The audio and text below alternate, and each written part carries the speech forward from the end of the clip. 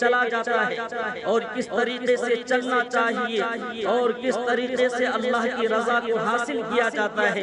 اور کس طریقے سے رسول پاک صلی اللہ علیہ وسلم کے طریقے پر گامزن رہ کر زندگی گزاری جاتی ہے، ان حضرات سے آنے والی نسلوں کے لیے، امت مسلمہ کے لیے یہ یادیں اور یہ عمدگی چھوڑ گئے، اس لیے کہ وہ سلف تھے، صالحین تھے میرے دوستو۔ لیکن آج ہم لوگوں نے صرف ان حضرات کا نام اپنی زبان پہ باقی رکھا ہے اور خالی بالکل خالی جھوٹا اور کذب بیانی کہ ہم ان حضرات سے محبت کرتے ہیں۔ خدا کی قسم ہماری زندگی میں ان حضرات کی زندگی کی رمق بھی باقی نہیں ہے، ایک ذرہ بھی نہیں نظر آتا ہے، لیکن پھر بھی ہم لوگ ان حضرات کے بارے میں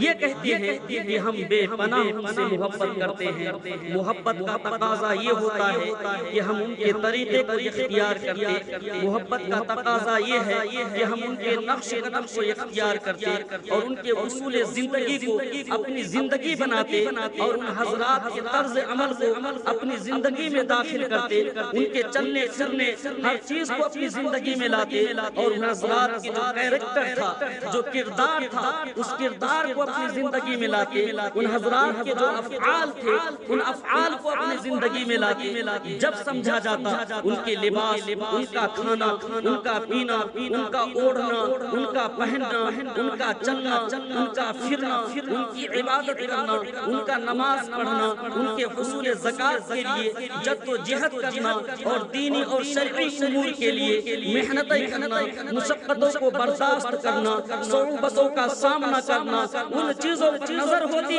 اور ان چیزوں کو ہم اپنی زندگی میں داخل کرتے تو خدا کی قسم جب یہ سمجھا جاتا، جب ہماری بات میں صدق ہوتی، جب ہم اپنی باتوں پر صادق ہوتے کہ ہاں حقیقت میں ہم ان سے محبت کرنے والے ہیں، ان حضرات سے عشق کرنے والے ہیں، ان حضرات کی عظمت، ان کی زندگی جب ہمارے دلوں میں ہوتی ہم اس پر چلتے، تو جب ان کا عظمت ہمارے دلوں میں مانا جاتا، لیکن ہم تو چلتے ہی نہیں، نہ تو ان کی زندگی ہمارے اندر ہے، نہ تو کیریکٹر ہے، نہ افعال ہے، نہ کردار ہے، نہ نماز ہے، نہ سنت نبوی ہے، نہ مستحبات ہے، نہ واجبات ہے، نہ فرائض ہے، ان حضرات کا کوئی بھی پہلو ہماری زندگی میں نہیں ہے، پھر بھی ہم اس کے دار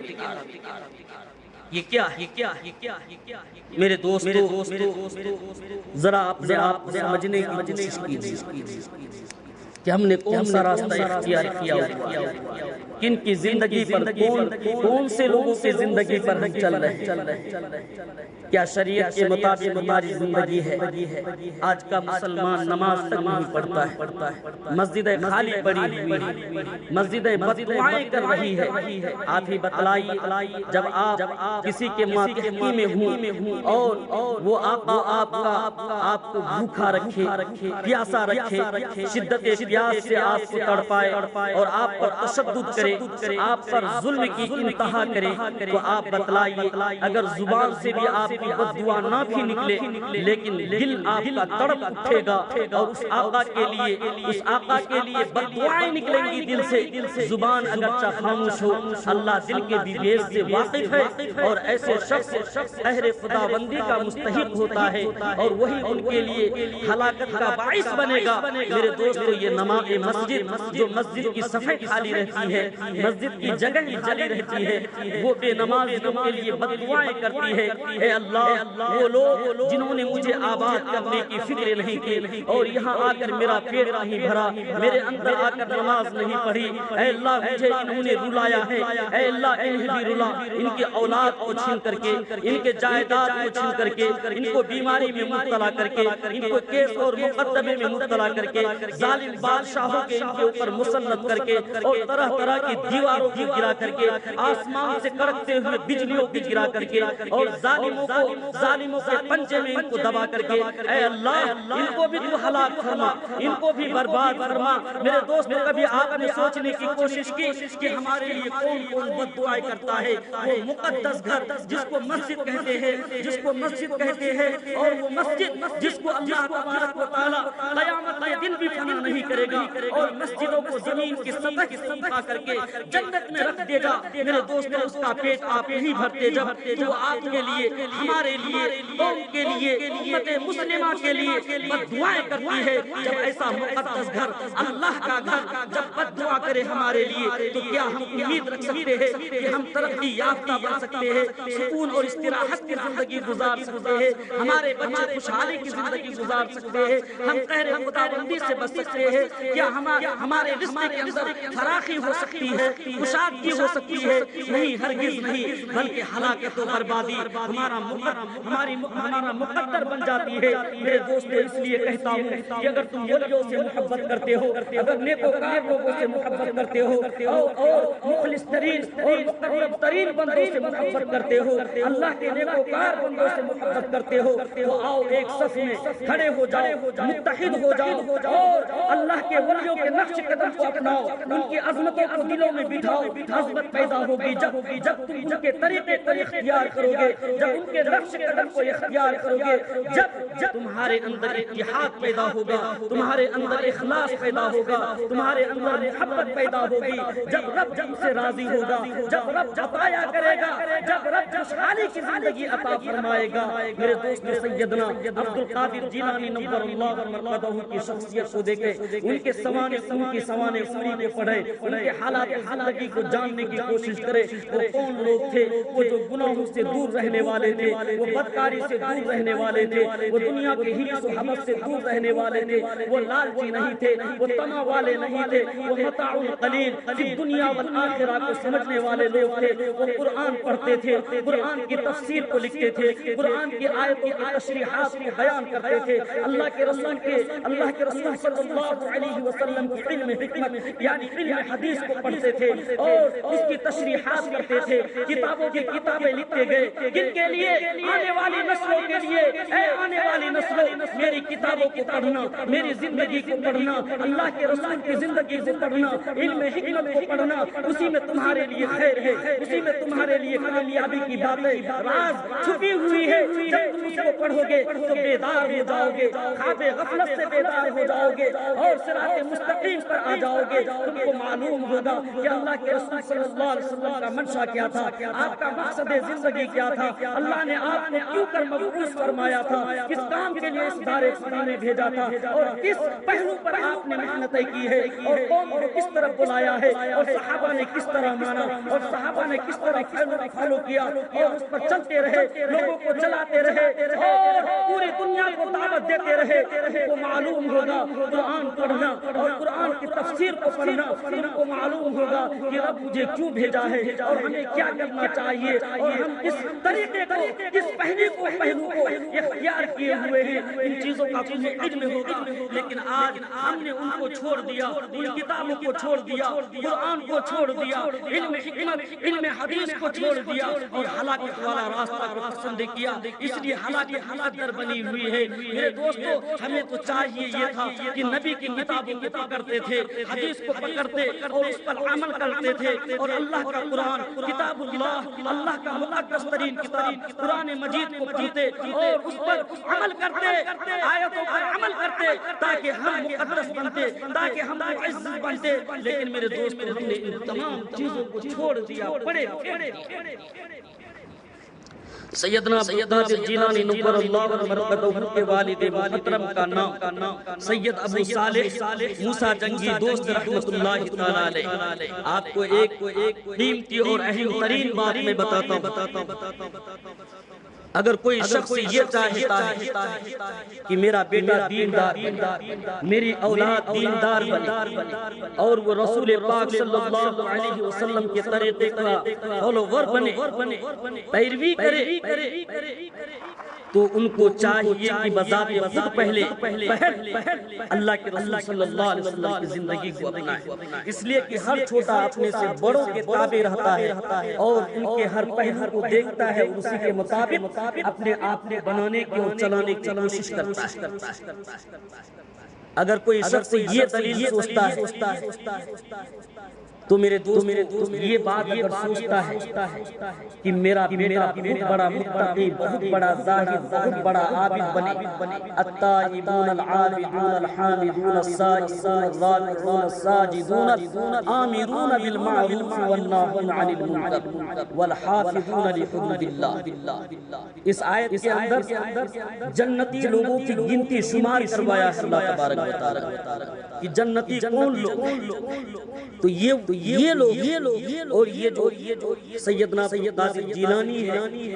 حضرت خواجہ معین الدین چشتی ہے، حضرت الشیخ شہاب الدین سہروردی ہے، حضرت بابا فرید الدین گنج شکر ہے،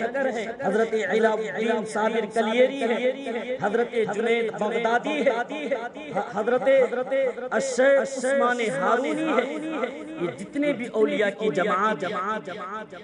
ان سبوں کی زندگی شریعت کے مطابق، میرے دوست انہوں نے اپنے آپ کو بنایا اور ان کی اولادیں بھی نیک بنی، نیک ہوئے، شریعت پر چلنے والے بنے۔ تو ابو صالح موسیٰ جنگی دوست رحمت اللہ تعالی علیہ، یہ کون ہے؟ ایک شخص نے مجھ سے کہا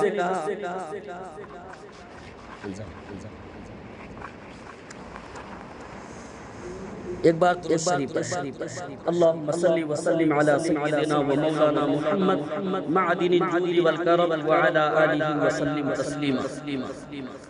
تو معززین کرام میں عرض یہ کر رہا تھا کہ سیدنا حضرت ابو صالح موسیٰ جنگی دوست رحمت اللہ تعالی علیہ، یہ سیدنا قادر جیلانی نور اللہ مرقدہ کے والد محترم، ایک مرتبہ ایک جگہ دعوت میں جانا ہوا، ایک صاحب نے آ کر سلام کیا، اس کے بعد خیریت اور کہا مولانا کہاں کے رہنے والے؟ ہم نے بتلایا بہار کا رہنے والا ہوں۔ تو آپ جانتے ہیں سیدنا قادر جیلانی کی شخصیت کو، جملے تو بہت اچھے ہیں، چونکہ جملہ ہی ایسا استعمال کیا کہ ایسا لگا جیسا کوئی پڑھا لکھا تھا۔ تو ہم نے سوچا کہ ہاں تاریخ پڑھی ہے ان کی سوانح میں، ان کے خاندان اور حسب و نسب کے بارے میں، تو ہم نے کہا جانتا ہوں ان کا مقام اور مرتبہ پورے کائنات میں سب سے اولیٰ اور اعلیٰ افضل ترین ہے۔ جب انہوں نے یہ بات کہی، دل کے اندر کافی غصہ پیدا ہوا کہ عجیب و غریب انسان ہے، اور ان کی محبت ان کو لے ڈوبے۔ محبت کے بھی موازنہ کرنا پڑتا ہے، جو جس مقام کے ہیں ان کو وہی عزت دینی۔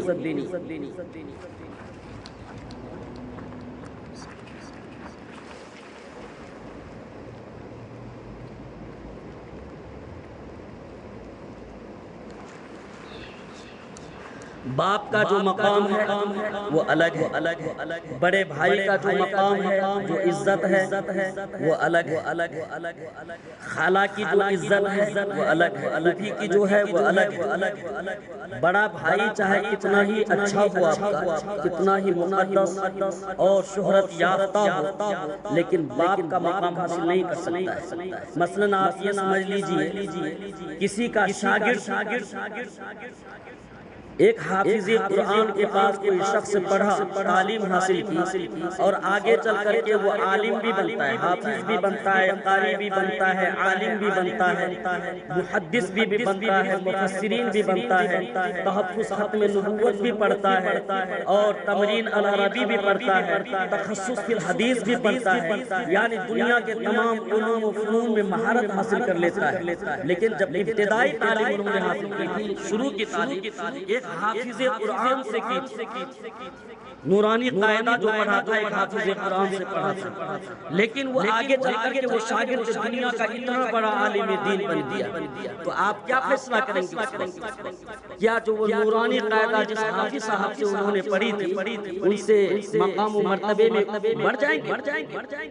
استاد کے سامنے ہمیشہ، استاد شاگرد کے سامنے ہمیشہ افضل ہوتا ہے، اور شاگرد چاہے چاہے کتنا بڑا محدث اور مفسر بن جائے، لیکن ان کے فضیلت کے سامنے، افضلیت کے سامنے، مقام کے سامنے، مرتبے کے سامنے وہ اکمل رہے گا، افضل نہیں ہوگا، اکمل رہے گا، کامل تو ہوگا لیکن افضل نہیں ہو سکتا۔ تو انہوں نے یہ بات کہی مجھ سے کہ سیدنا عبد القادر جیلانی کی شخصیت وہ ہے کہ دنیا میں ان سے بڑا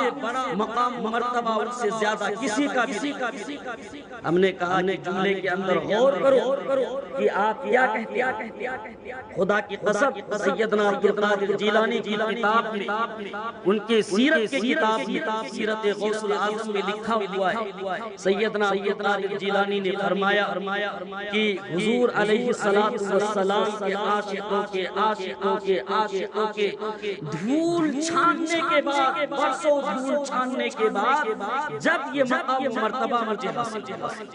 وہ مقام وہ مرتبہ آپ امام الانبیاء ہے، افضل الانبیاء ہے، خاتم النبیین والمرسلین صلی اللہ علیہ وسلم ہے۔ آپ نے سیدنا عبد القادر جیلانی نے پوری زندگی آپ صلی اللہ علیہ وسلم کے طریقے پہ چل کر کے جب یہ مقام حاصل کیا، لیکن محبت ہونی چاہیے، بہت زیادہ اللہ تبارک و تعالیٰ ہم سبوں کو عطا کرے، عظمت ہو دلوں کے اندر ولیوں سے، بزرگوں سے، لیکن میرے دوستو ایسا بھی نہ ہو کہ کسی اعلیٰ ترین شخصیت کے مقام میں لے جا کر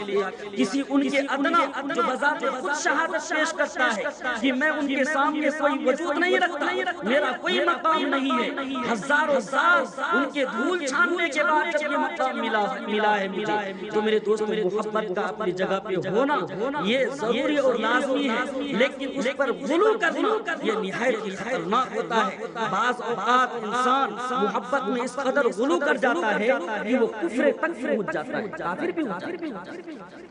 نبی کریم علیہ السلام سے زیادہ عظمت مسلمہ کو کسی سے بھی محبت حاصل نہیں ہے۔ میرے دوستو آپ صلی اللہ علیہ وسلم کا مقام مرتبہ سب سے اعلیٰ ہے، اور آپ صلی اللہ علیہ وسلم کی پیروی جب کوئی شخص کرتا ہے تو وہ ولی بن۔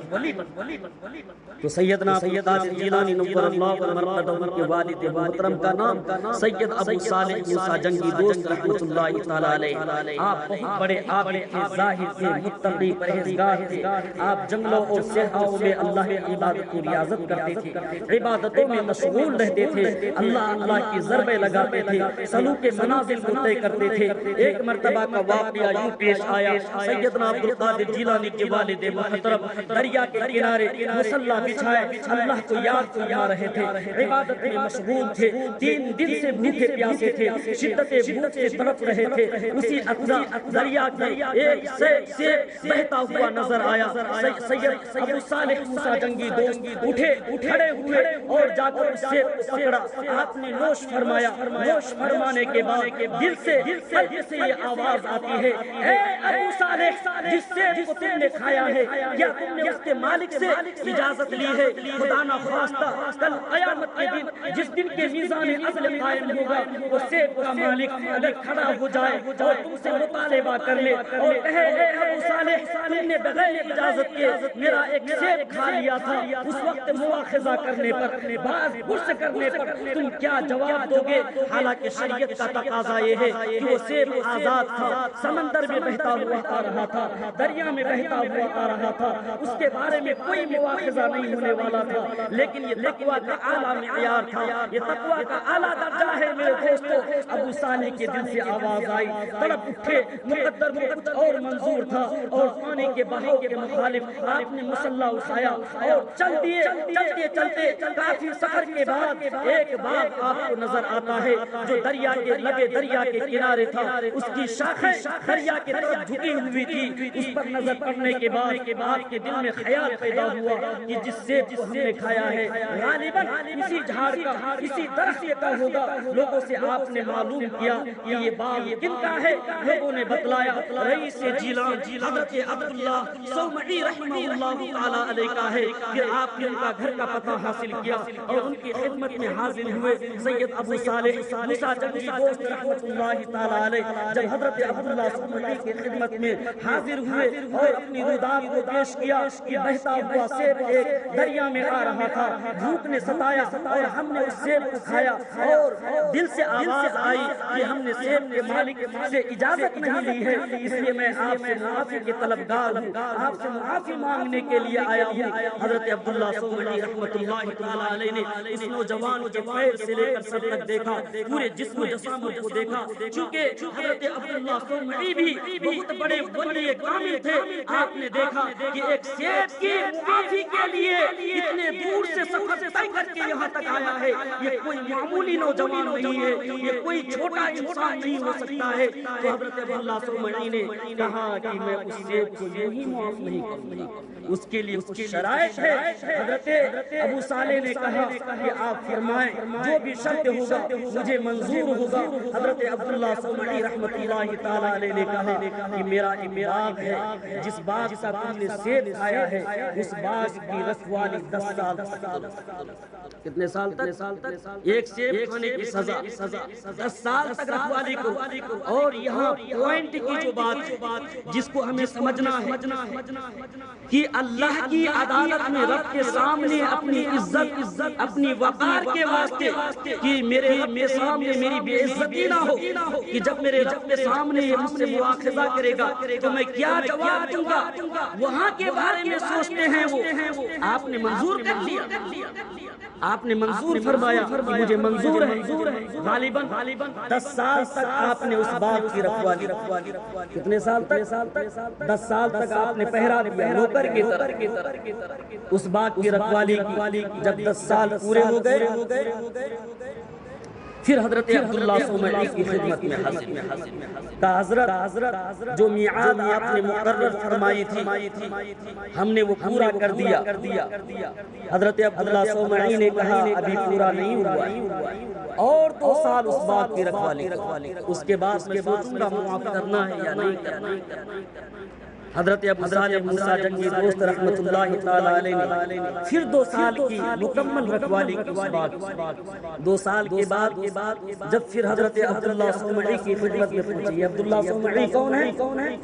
حضور سیدی و مولائی و مرشدی و مخدومی